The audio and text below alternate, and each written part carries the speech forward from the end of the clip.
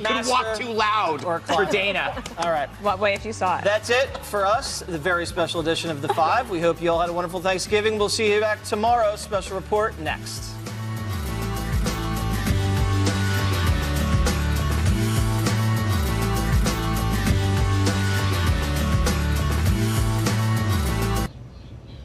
Welcome to Washington and happy Thanksgiving. President Trump keeps up his war of words with the top justice on the Supreme Court.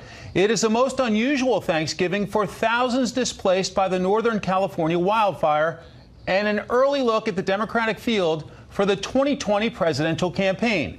This is Special Report.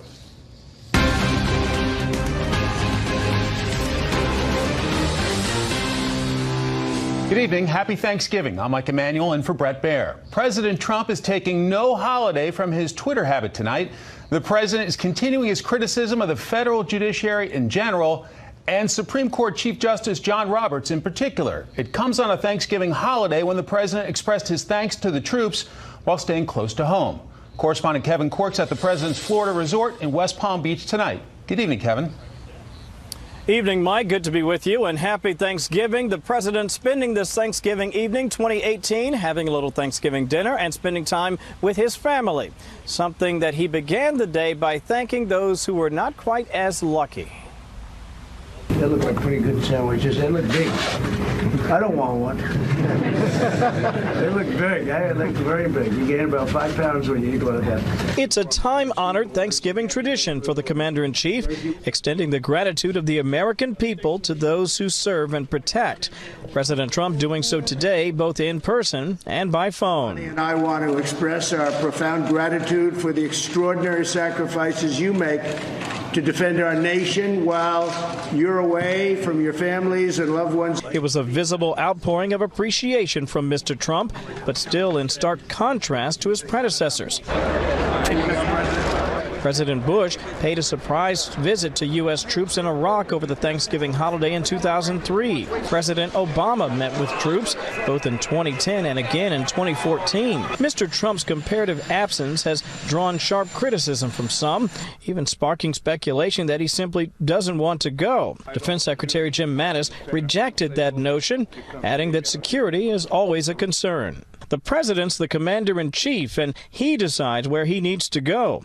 There are times I don't want him in certain locations. While the president did hint today, as well as earlier in the week, that he does intend to visit American troops abroad, there was no ambiguity about his feelings on border security, saying again today that he'd authorized American troops on the U.S.-Mexico border to use lethal force if necessary against an approaching group of migrants, while also threatening to close the, quote, whole border, end quote, if it means protecting American safety and sovereignty.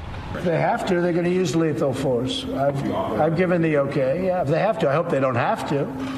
But, you know, you're dealing with a minimum of 500 serious criminals.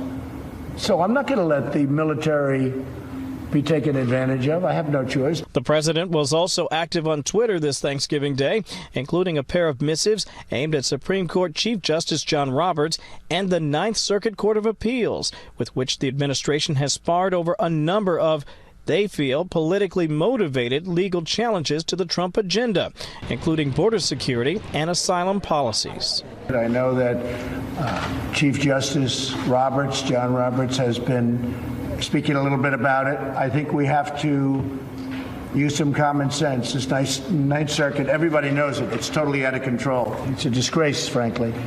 And essentially, they're legislating. They're saying what to do. Mike, it's important to point this out. There are plenty of reasons, frankly, to believe that the president will, in fact, follow through on his threat to shut down the, quote, whole border. You may recall it was actually back on Monday when the port of entry at San Ysidro was shut down for several hours amid security concerns. Mike? Kevin Cork with the president, West Palm Beach, Florida. Kevin, many thanks. Republicans trying to tie up loose ends before they lose control of the House next year are planning to go out with a political bang. Correspondent Lauren Blanchard tells us they're summoning 2 of the top Justice Department officials from the Obama administration for one last grilling. A Thanksgiving surprise, the House Judiciary Committee serving up subpoenas to former FBI Director James Comey and former Attorney General Loretta Lynch. The committee wants to question the two on their decisions at the FBI and DOJ during the 2016 presidential election. Comey tweeted this morning confirming the subpoena, quote, "I will resist a closed-door thing because I've seen enough of their selective leaking and distortion. Let's have a hearing and invite everyone to see." An attorney for Comey said the subpoena is a way to promote a, quote, "false narrative," calling it a political stunt, adding, "Mr. Comey embraces and welcomes a hearing open to the public, but the subpoena issued yesterday represents an abusive process, a divergence from House rules and its presumption of transparency." Republicans have wanted to talk to Comey and Lynch to determine if there was any anti-Trump bias that affected their agencies when it came to the Clinton email case and the Trump-Russia collusion case. Comey has previously offered to testify as long as it was public, a sentiment shared by many Democrats. Others have questioned the last-minute nature of these subpoenas. The idea that there's this 11th hour subpoena about things that happened years ago that have probably been litigated, they've been vetted, we know what happened, to kind of do this seems like, it seems like a big stretch. But Republicans, including the chairman of the committee, retiring Republican Bob Goodlatte, have insisted on closed door. It is simply not appropriate for Mr. Comey to attempt to turn this into some kind of a public performance on his part, maybe to sell more books. I'm not sure what exactly his motivation is. The timing comes as the GOP's control of the House Judiciary is nearing an end. The current top Democrat on the committee and likely next chairman, Jerry Nadler of New York, has reportedly called the subpoenas unfortunate and that they came out of the blue. Comey's attorney confirmed the FBI director the former FBI director has been asked to appear on December 3rd before the closed session. Lynch has also been asked to appear next month. Mike? Those should be interesting days on the Hill. Lauren Blanchard live here in Washington. Lauren, thanks a lot. Many residents of California are spending this Thanksgiving with people they did not know even a month ago. They are among the thousands who cannot be at home this holiday because of the massively destructive wildfire that has become the deadliest in the state's history. Correspondent Jeff Paul's in Chico, California tonight. Good evening, Jeff. Happy Thanksgiving, Mike. Yeah, search and recovery efforts up in the town of Paradise continue with crowds and crews working around the clock. But down here in the community of Chico, there is a different sort of operation underway, one that involves a focus on healing. Oh, yes, please. No one envisioned this Thanksgiving. It's been a roller coaster ride. Patty Rowe, like thousands of others in Paradise, California, has lost everything. Her house, one of the more than 13,000 to burn to the ground during the campfire. Yet, she somehow is thankful. It warms my heart, and this will stay with me for the rest of my life. The goodness that came with the fires. That goodness coming from hundreds of strangers who are spending their Thanksgiving cooking and serving people just like Patty. Some driving more than 16 hours to help make this Thanksgiving possible. Others coming right off the fire lines to help. I'm just grateful to be able to serve them. I mean, it's humbling and it's an honor. Even celebrity chefs like Jose Andres lending their cooking skills. A plate of food is the beginning of something very beautiful. A plate of food is who we are. And in a moment like this is why I think Thanksgiving is when the best of America shows up. Andres, like Chef Guy Fieri, say, in a community with so many hurting, food can be the best medicine. Just reach out and take care of your neighbor and show support. We're the greatest country in the world. We need to act like it and show it to one another. Now, despite the Thanksgiving holiday, authorities say more than 800 police officers and firefighters spent the day sifting through wreckage. More than 80 people killed in the campfire and hundreds still considered unaccounted for. Mike? Gotta love the compassion of those volunteers. Jeff Paul live in Chico, California. Jeff, thanks a lot. President Trump is once again defending his decision to not punish Saudi Arabia over the death of a Saudi journalist. And now he would seem to have some backup for one of his justifications. Correspondent Benjamin Hall fills us in. Improved Iranian rockets are now capable of hitting U.S. bases across the Middle East, according to a top Iranian general. The threat from Iran was one of the reasons President Trump chose to maintain close ties with Saudi Arabia in the aftermath of the Khashoggi murder. And as if on cue today, the Iranians seemed to validate his claims, saying if Americans in the region moved, they would strike. This morning, the president tweeted, citing Secretary Pompeo, saying, "It's a mean and nasty world out there, the Middle East in particular. This is a long and historic commitment, and one that is absolutely vital to America's national security." He followed it up by talking at length about Khashoggi, the kingdom, and the killing. They're vehemently denying it, and we have hundreds of thousands of jobs. Do people really want me to give up hundreds of thousands of jobs? And frankly, if we went by this standard, we wouldn't be able to have anybody as an ally. Khashoggi's killing has had repercussions. Today, Denmark and Finland announced they would be halting exports of military equipment to Saudi Arabia, both because of the Khashoggi murder, but principally because of the worsening situation in Yemen. They followed Germany in doing so. Saudi Arabia has now spoken out for the first time since President Trump's statement appearing on the BBC. The foreign minister again denied the involvement of the royal family and warned that further criticism of Crown Prince Mohammed bin Salman is a red line. It now looks likely that the Crown Prince could meet Turkey's President Erdogan face-to-face at the upcoming G20 summit later this month. Turkey insists the killing happened at the highest level of the Saudi government, and this will be the first time the two leaders have met since. The Khashoggi case is far from over. There is a growing foreign policy rift within the Republican Party. While many people do feel that the president's outcome was the right one, they just wish it had been a little bit more nuanced. Mike? Benjamin Hall in London, thank you. President Trump's upcoming meeting with his Chinese counterpart could be a lot more contentious than either one of them has planned. That's partially because of increasing tension between the U.S. and China over trade. Chief Intelligence Correspondent Catherine Herridge tells us tonight national security is also becoming a major issue in the relationship. For the first time in 25 years, the Asia-Pacific summit ended without a formal joint statement. Among the 21 leaders, China was apparently the holdout over trade disagreements. In the president's words, China's taken advantage of the United States for many, many years. And those days are over. The Chinese president addressed the strategic dilemma. Mankind has once again reached a crossroads. Which direction should we choose? Cooperation or confrontation? After the U.S.-China clash at APEC, attention is focused on the upcoming G20 summit next week in Argentina, where Presidents Trump and Xi are expected to meet. Recently signing cybersecurity legislation, the president laid down a marker. China wants to make a deal. They sent a list of things that they're willing to do, which was a large list.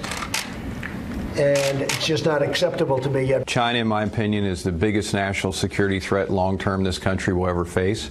The number one, number two, and number three priority when it comes to intelligence gathering is America when it comes to China. Bob Anderson, a former executive assistant FBI director, specialized in hacking, spying, and economic espionage. He said the Bureau is badly outnumbered by China. Ministry of State Security, think of it as their FBI without any rules. If there's 35,000 men and women in the FBI, there's 400,000 in the MSS. In October, the Justice Department indicted a member of the MSS for allegedly targeting U.S. aerospace and aviation technology. Earlier this month, the department took the unusual step of singling out a Chinese state-owned company after a 20-month investigation.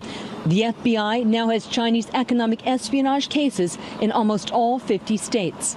While it's hard to quantify the economic cost, this independent commission on intellectual property theft found the damage could run as high as $600 billion annually. Anderson said it doesn't stop there. Specifically with China and Russia, there's been alliances between them. You have to look at that with a wary eye, because when you put two countries of that magnitude with the amount of intelligence organizations that they have against our country, it's unbelievably significant. In response, the Chinese embassy provided Fox News with a 70-page document that alleges the current U.S. administration stigmatizes China by accusing it of intellectual property theft, adding the allegations are a, quote, gross distortion of the facts.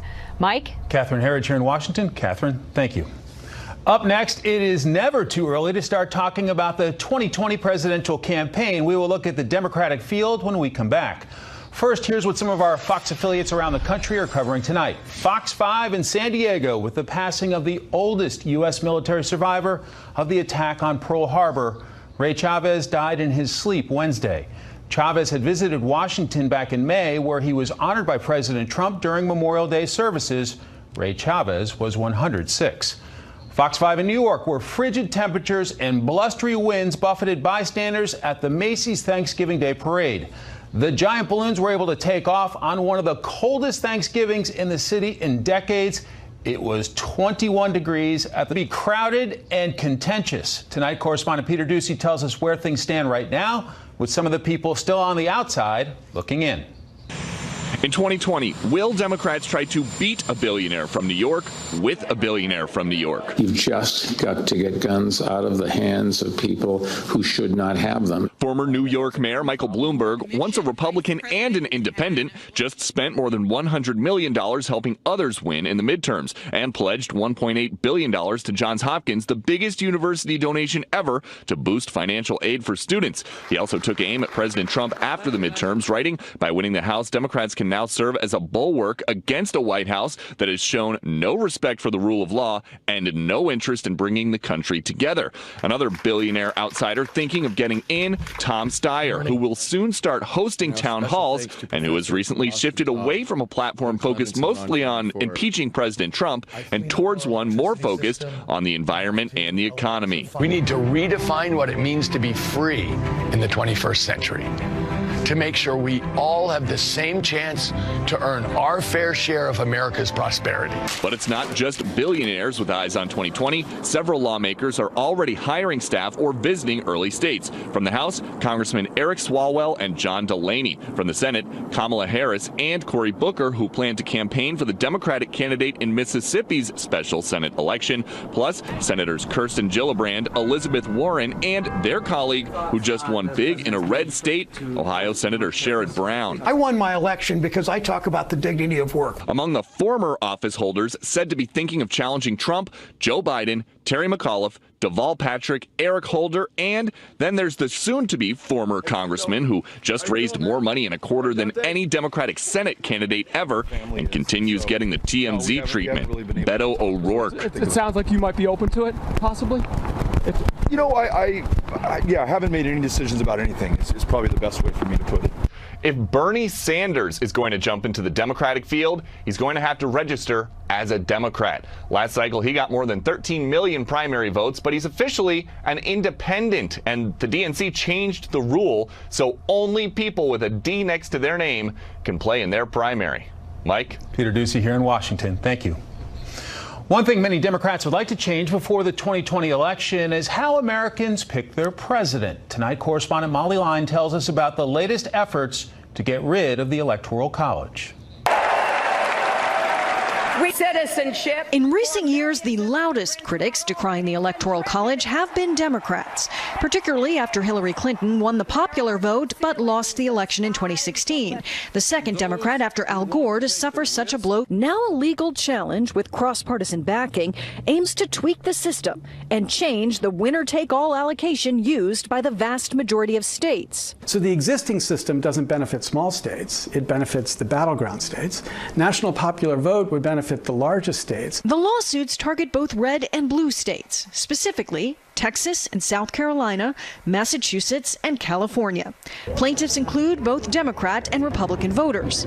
Harvard professor Lawrence Lessig, part of the group suing, explains. The solution we're looking for, which is proportional allocation of electors, would benefit every voter in every state that has an opportunity to swing an elector to a presidential candidate. The group argues proportional allocation would encourage candidates to campaign across the country beyond the swing states, and that votes cast would not be discarded simply because the voter is not in the majority. For instance, in Texas, nearly 4 million votes were cast for Clinton, but all 38 Electoral College votes went to Trump. In Massachusetts, Trump did not collect any of the state's 11 electoral votes, though more than 1 million base staters voted for him. Massachusetts Secretary of State William Galvin is fighting the suit. Many people, certainly from my party, are frustrated by the fact that the popular vote winner is not the person sitting in the White House. But I think casting more uncertainty into the process by having this sort of irrational system of percentages and weighted vote does not make any sense. The plaintiffs hope to see the case reach the Supreme Court prior to the 2020 presidential election. Mike? Molly Line in Massachusetts. Molly, thanks a lot. Up next, why some veterans are having a tough time making ends meet this Thanksgiving because the government is falling behind. First, beyond our borders tonight, the European Union and Britain have agreed on a draft declaration about the future of their political relations after Brexit. This sets up EU approval this weekend. Representatives from all 28 EU countries are due to meet tomorrow. The UK and the EU agreed last week on a 585-page document sealing the terms of Britain's departure. Nissan Motor Company fired Carlos Ghosn as chairman today. This comes after his arrest for alleged financial improprieties. It ends Ghosn's nearly 2-decade-long reign at the Japanese automaker. The Leaning Tower of Pisa is not leaning so much anymore. After more than 2 decades of efforts to straighten it out, engineers say the famed Tuscan bell tower has recovered about 1.5 inches and is in better structure. Affairs Department is way behind on education-related reimbursement payments to America's heroes. Tonight, national security correspondent Jennifer Griffin tells us the culprit's not a person, but a machine. A 50-year-old computer system at the Department of Veterans Affairs is shortchanging post-9/11 veterans. Vets registered in undergraduate and graduate school programs under the GI Bill are facing mounting unpaid housing subsidy bills. Some are even taking on debt as a result of the technological glitch, which many on Capitol Hill predicted in July. The Trump administration promised to clean up the culture of bureaucratic incompetence inside the VA, and based on this testimony today, and other hearings we've had, I don't think they've made a lick of difference. That from Republican Mike Kaufman during a heated House Veterans Affairs subcommittee meeting last week as lawmakers tried to understand why veterans were not receiving their housing subsidies along with their tuitions. That system is complex. That engine is old. 825 students have waited longer than 2 months. They could be missing in the range of $1,500 to $6,000 or more in expected payments. Nearly 60,000 total claims remain. In October alone, about 1,000 students under financial hardship called a VA hotline for immediate help. Some of these guys are going to have some real hardships, maybe even personal family crises as a result of this. We gave VA everything it asked for. So it is frustrating to be here. How many veterans have outstanding payments greater than 30 days? We have a little over 10,000 that are between the 31 and 60 day mark. The VA says none of the GI Bill students were made homeless as a result of the glitch, as some news reports have suggested, adding the agency is working hard to find any affected veterans. Those vets are being moved to the top of the queue for immediate action. Mike? Jennifer Griffin at the Pentagon. Jennifer, thank you. The Inspector General at the VA says the agency needs to do a better job processing claims involving service-related ALS, commonly known as Lou Gehrig's disease. The study found such cases at a high risk for improper payments with an error rate of 45%. That resulted in estimated underpayments of about $750,000 and overpayments of about $600,000.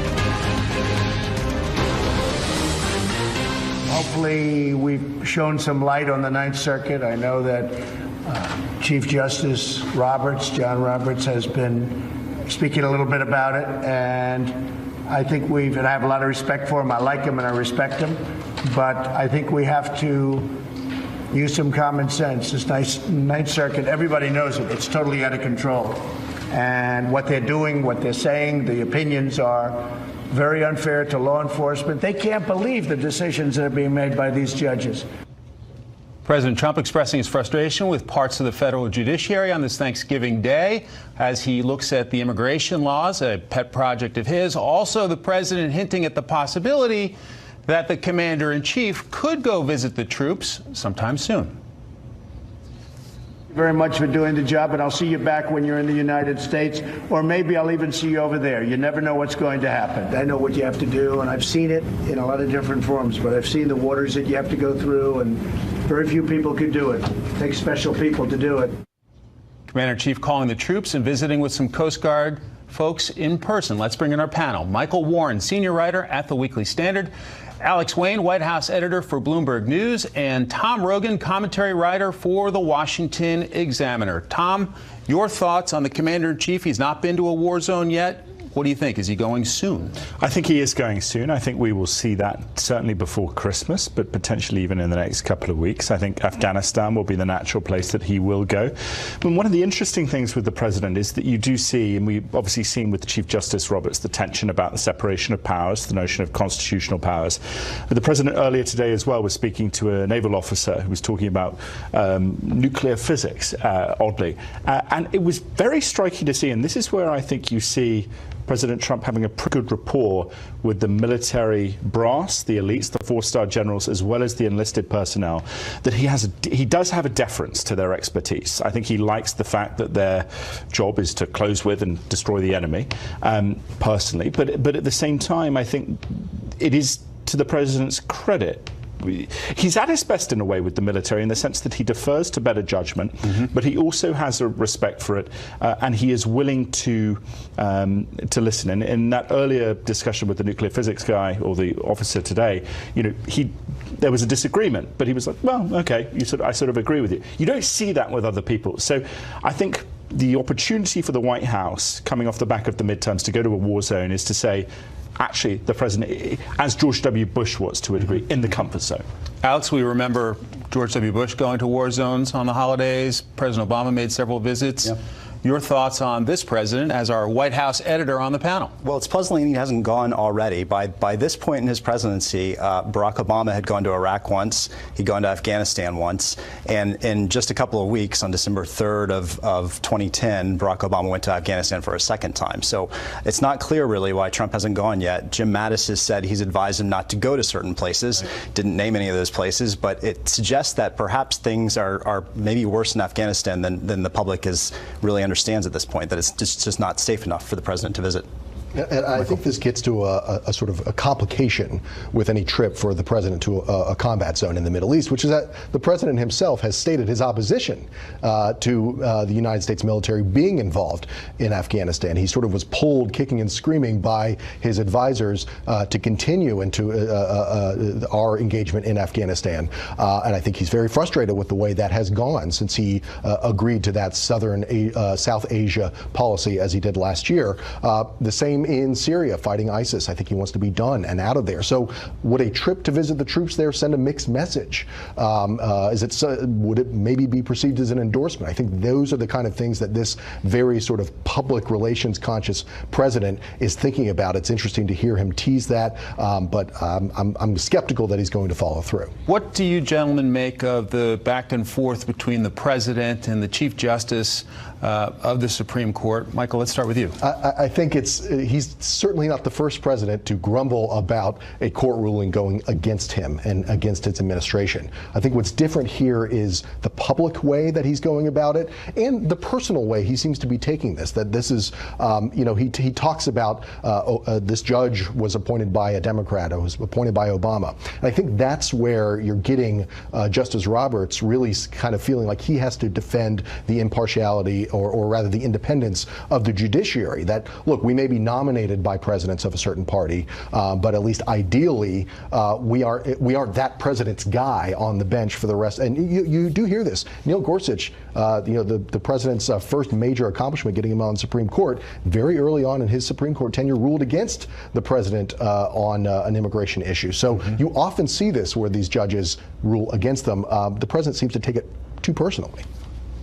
Your thoughts? Yeah, I think this president has upset so many norms and expectations that we had for the presidency before he took office, and one of those is in challenging institutions that his predecessors would never have so publicly challenged. The courts are one of them. The Federal Reserve is another example. He's repeatedly criticized the Federal Reserve and the chairman of the Fed personally for raising interest rates. You just didn't hear that from previous presidents, and it's taken some getting used to. I think there are some consequences to it. I think he risks shaking confidence in those institutions by criticizing them. Tom, your thoughts?